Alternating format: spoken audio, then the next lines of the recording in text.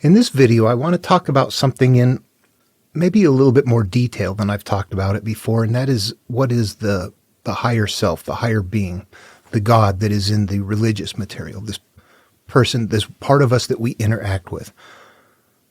It is a significant part of the healing process. It is, in fact, what we want to live through and connect with. So how do we describe this?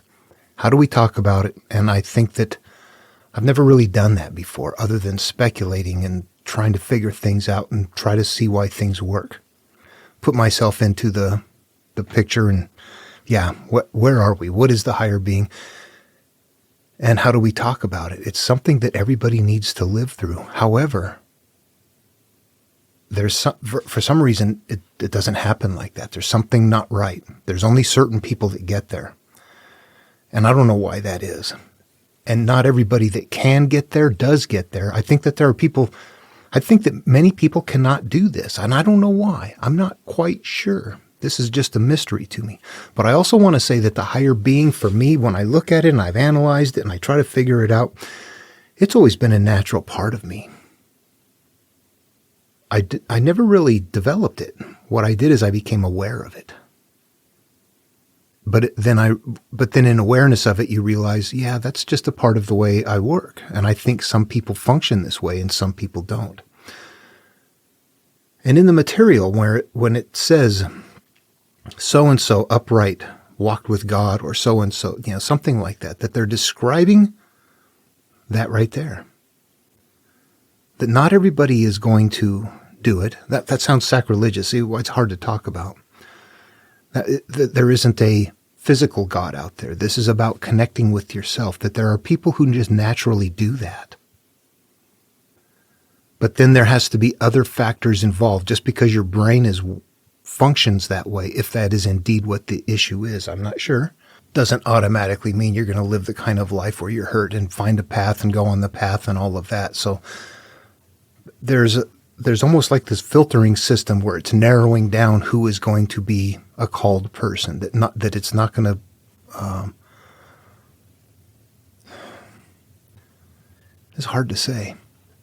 You can grab the vast majority of the people and say, you know what, you will never be a called person just because the way you are. It's not the way, it's because the way you're born. The brain architecture. Is that even fair to say? I look back on it and go, we evolved. And there are different kinds of people in the group. There's different kind of brain types. We know that today, that not everybody is the same. Not everybody's born the same. 10 kids in the same home, every one of them different. Some of them extroverted, some, few, maybe one or two introverted. They're all different. We're all different. We have different brain types that we're born with. We're not trained to be that way. We're born that way. Yeah, we're just born that way. But it seems to me like some people are very focused on the group. This is it, my relationships, the people, the guys, the girls, the kids, all the things that we got going on. That the vast majority of the group is going to be oriented towards that. And why wouldn't it be? You have to emerge as a species. You need this engine producing. But you need that engine protected by who?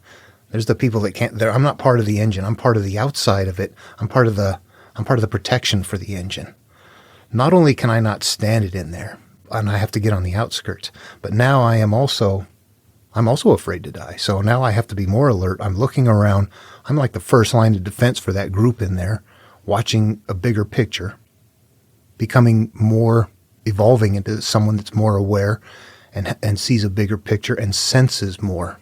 I can sense more. I can sense the group. I can sense the group's overall feeling. I can sense danger from a distance. I can't read minds or things like that. I just have more sensation, more capacity to feel emotional variations in the environment, dangerous ones. And that's a crapshoot, isn't it? Maybe it doesn't. Maybe it works. Maybe it doesn't. But our instincts, our gut feelings, all that kind of stuff that would be into place right there. And it's better to make an error thinking, there's a lion coming than make an error and think, oh, it's not coming. At any rate, we're kind of that person, I think. We're starting to isolate that there's different kinds of brain types that would be natural. that would be a natural and normal thing. There's nothing wrong with that. We're not picking on anybody.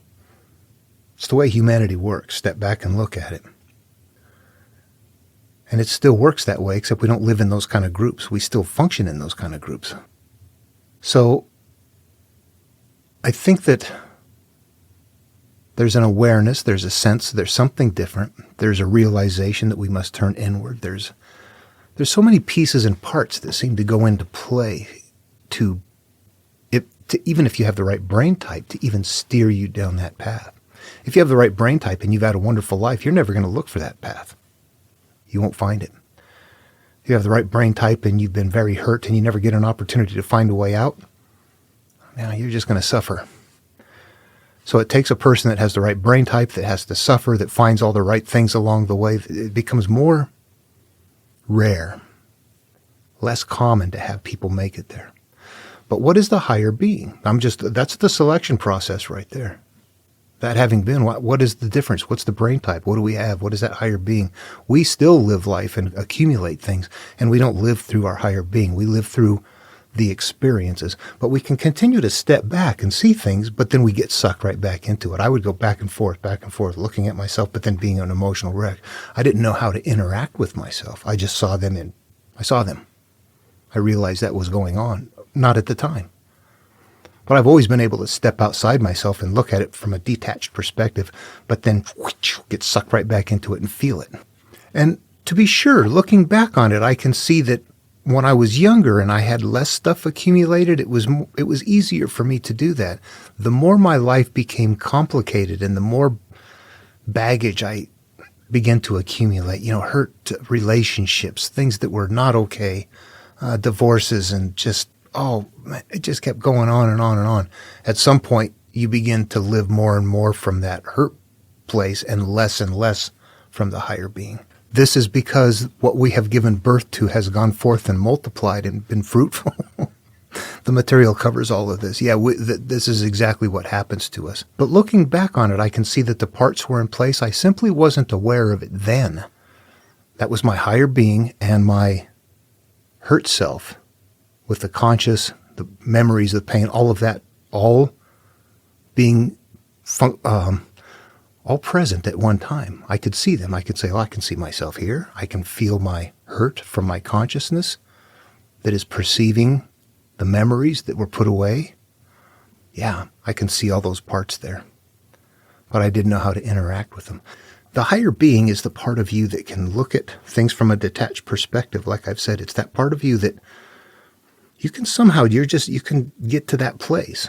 And that's what you want to do. You want to kind of live from that spot. But what happens is all of our life experiences get in between. So the idea then is to remove all of that stuff, and then we live through our higher being with a different kind of awareness and a different kind of a processing. We're also the kind of brains that just discriminate. The higher being is what we bring on board, though, to get back to that, is when I would use it, I used it in a variety of ways. I can remember a few times being on like knife ridges up in the mountains, very scary places where it's like, lots of exposure, fall away all sides.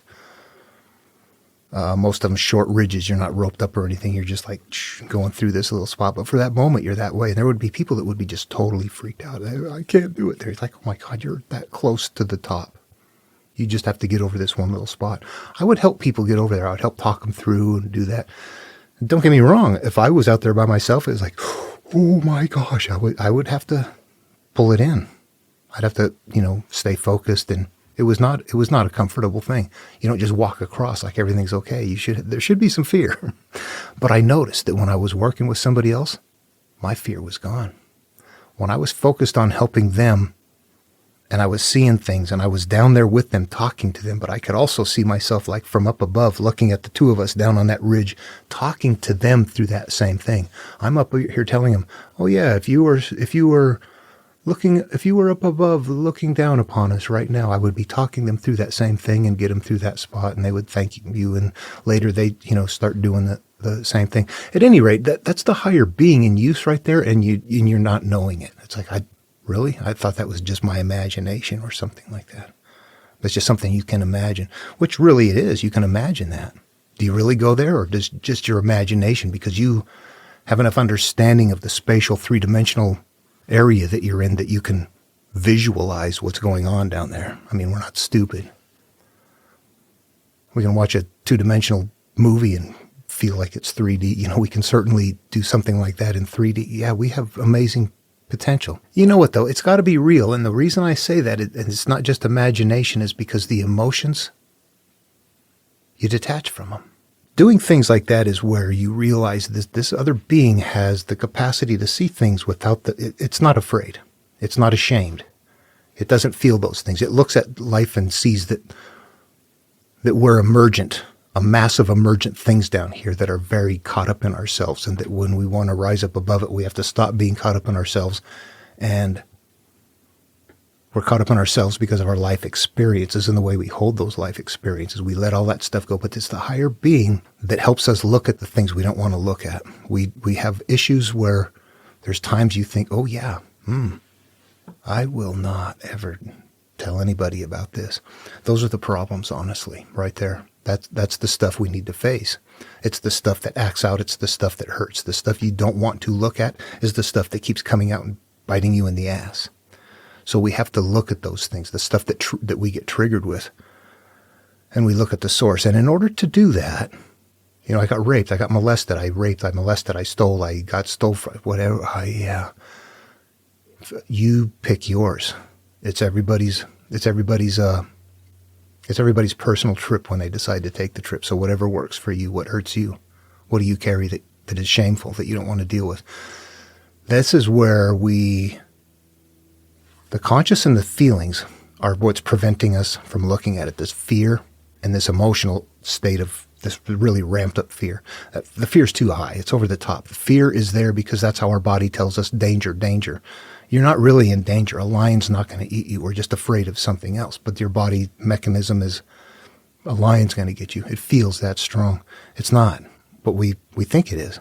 We get in our way by letting the fear win. The higher being recognizes that and goes, okay, I see. This pain is causing hurt, which is making the conscious not feel good, so it's not looking at what has to happen, and it's shutting down. So I, as the higher being, am noticing that, going, okay, I got it. You conscious, you're okay. I got this. I got this. Let it come out. And you're facing those things. I did this. This happened to me. Yeah. And it's very painful, and it's hurtful. But we go through it, and we do it again. And we do it again, and we do it again. This is a path that we go over and over, take over and over until the emotional charge of what is hurting you is no longer there. The shame, the anger, the fear, whatever it is that you harbor, you look at it enough until we adjust. We emotionally adjust to the things that we constantly look at. You see something horrific on the news 20 years ago. Now you look at it and it's like, that's everyday events. We get used to it. That sucks, but that's what happens. We need to know that. We get used to the things we look at. Start looking at the things you don't want to look at. You will get used to them and they will stop hurting you. Use the higher being for doing that, for the healing. We're doing things like looking at planet Earth from out in space, from 1,000,000 miles away, and seeing that there's life down there and things are happening and there's this flow of humanity going back and forth and all kinds of turmoil and stuff and down there. And look at those poor creatures, all the stuff that they have going on, and some are okay and some are not. There's many of them that are being, hurt. They're growing up like animals, and then they get into this society that gives them guilt and fears, and they live acting out all of this stuff without emerging from that. And then you look and go, oh, hey, look, I see me down there too. But you're getting used to the idea that you're not actually down there, that is your life experiences. Those are your physical experiences, and that you're actually up here. And that in doing that from the higher being, it helps you begin to start reasoning in your own mind why it's better to take care of that stuff. You're being hurt and you're being stuck right there. See that mess you're in? Whatever you're hanging on to is keeping you there. You want to rise above it? You got to let go of the things that you're hanging on to. And that means, literally, what we're hanging on to, that's an analogous term. we're not really hanging on to anything. We're not holding things. We're not grasping things. What we are is we're refusing to look at things. And in doing that, we're bringing along fear, memories, the memory of what happened and the electrochemical way that the memory, the emotional state is also stored, which every time you remember it creates the conflict, creates flow of chemicals from your glands that go into your central nervous system that make you feel a certain way. Those are spiritual experiences, but what are they based in? Mental thoughts. In order to improve our flow in that field, our life flow and everything else, we have to get rid of the things up here. And sometimes that's a lot of stuff. The higher being is really what you have to employ to start looking at those things. At some point, it's probably you may have to be able to talk about them if you really want to be healed, you should be able to say, yeah, I got molested. That was something one time I was so ashamed of, I was never going to tell anybody. Or me and my buddies grew up doing this and that, and we had a bunch of animals, we let it go. Some of that stuff is easy. Situations where, continual molestation or things like that. There may be people that are so hurt, they never find happiness. They never find peace with it. But you have to, if you're on the path and you're going to try, this is what is in the material. That's all there is to it. I'm not being psychologist here. I'm teaching what the material teaches us to do. And I used it, and it actually does work. So what it's just really understanding that as individuals, we're living through life experiences based on where we emerged on planet Earth. And we could have emerged from anywhere and been anything else. And that this person that hurt me is not the person that hurt me. I am in a system that hurt me. That holding this individual responsible is preventing me from letting go of this. I have to forgive. I have to change the state of the emotion. That changes the electrochemical state of the storage, which ceases then to interact that way in that field of life, causing things to continue to flow that way. These memories are creating our flow in life. If you're looking at the flow in life going, God, this sucks. What is going on? Stop. Turn inward. Go find the rudders.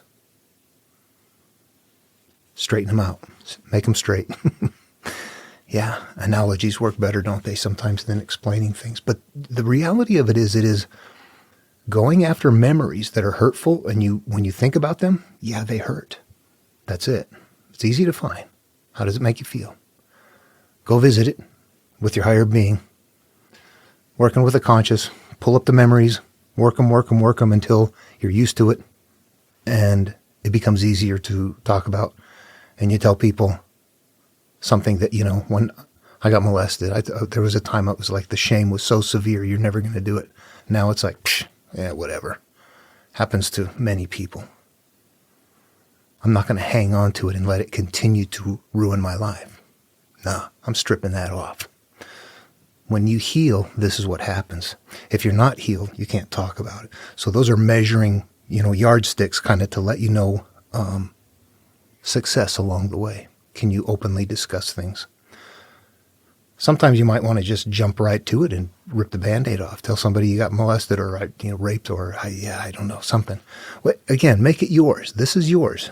The material is such that it works inside the mind of the person at the level that the person is willing to employ it. Period. I'm going to go from the Gospel of Philip and the Nag Hammadi. This is hidden parts. And it's talking about things being, as long as things are hidden, they're standing upright and live. They're strong. That once you expose them, they die. And at the end, and that's referencing of what we're talking about right here, that exposing those things and getting them out is what gets rid of them. And at the end it says, Jesus pulled out the root of the whole place, but others did so only in part. Yeah, take the path as far as you want. It's yours or not. Meanwhile, it's carried in all manner of things that's going to keep everybody else busy. And the higher being, okay, yeah. Does that make sense? Those are my thoughts on it. I think that's why there's not very many people that do it, why it's kind of rare. There are people that can follow the path, that can be instructed. People like us find the path.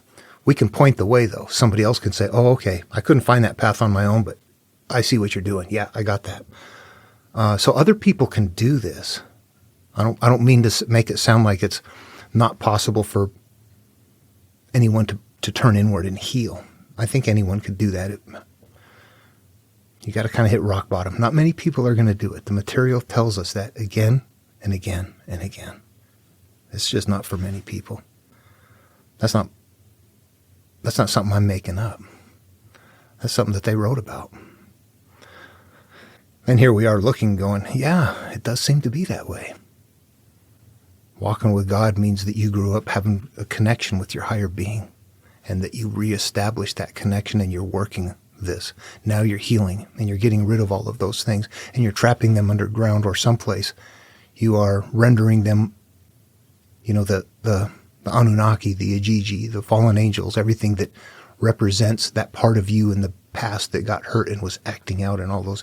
You're trapping all of those and taking away their power, representing the idea that you have forgiven to the degree that the energy in you up here has changed, that your life is now going to be different as a result, whether that is flowing in the graces of God or the Tao or just, whatever. All of that is, it'll emerge that way. I'm kind of wandering around here, aren't I? The higher being, that's it. You know what? There's other ways of using the higher being too. There's a point in time as I realized what was going on and that there's memories and things happening, and I keep harping on this idea that there's hurt, painful things like that, but there's more to it than that. Sometimes people just don't feel good about themselves and they haven't been hurt. They still need to deal with issues. It's anything that keeps us from being happy and having a wonderful flow in life. It could be anything. It doesn't have to be something that is an abuse against you. That I tend to use that a lot because that is the worst of the experiences. But it gets very mild as well, which is very, here's an example. If something happened very bad to me and I don't want to deal with it and I put it away, I know later on I have to go deal with that. Here's what we don't realize is that sometimes things are put away that we don't remember something happening. Here's an example for me. There was a time in my life after my brother's suicide and I was in school. There was a lot of bullying. I had a lot of issues. Things were not being dealt with. I was an emotional wreck. I can remember sitting in the woods at recess time, just crying under the ferns or something like that, just not knowing what to do. And those right there were also things that were happening to me that had to be acknowledged later. I'm sitting there in life going, why do things keep coming after me? How can I go sweep my memories? What do I go look for? What is emerging? What is coming out? And I just allow things to come. I think I want to know what there is. I want to know what's hurting me. And it won't pop right up. It wouldn't for me. But I wanted to know what was hurting me, and I would be off doing something in the desert. I would have to be alone. I would be off hiking someplace. And all of a sudden I'm remembering something from my childhood, and I would remember to realize, oh, this is what I'm looking for right here. It's that same phenomena that if you're trying to remember like a song, a name, or something like that, and you're like, I can't get it. You have to stop transmitting and go into receive mode, let something emerge. And that can take a while, but it can actually get easier. At some point, though, you're remembering these things that are happening, and you're going, oh, that's it. I've got little memories down there that were not dealt with either. Those are also acting out. I need to take my higher being, and I go pretend like I'm interfacing with my 10-year-old self back there. I'm over there in the woods and sitting down, and today I know everything is okay. I'm all right. But there's a part of me in the past that isn't. That little kid still hasn't been brought up to date. It's a memory that's just left there. That's it. So using the higher being to sweep around like that will help us quiet our mind. Sometimes we harbor a lot of hurt ghosts. This is not something from academia. You're looking at it going, yeah, there's something in here that is different. It is self-healing path, and it is using these parts of our self, understanding them, and realizing that's all it is, and that we can heal ourselves. In fact, using the material, when you take the monomyth, you become whoever that person is, whoever is selected. You're the one that goes on the journey. that is your consciousness. This is you that is connected with your higher being. So your conscious and your higher being, God, is going to help you go in and heal. And that's how they're written. The higher being, God, and the consciousness. Yeah, that's that pair right there. And those two are the ones that are going to work together to heal and to rid those hurtful things, to turn them into simply trapped memories with no power anymore. Yeah, how fun is that? As within, so without. Life changes. Okay, that's all I had to say on this video. That was a lot, but yeah, if you got any questions or comments, as usual, go ahead and put them below. I think those are my thoughts on the higher being. I think so. Love one another. See you in the next video.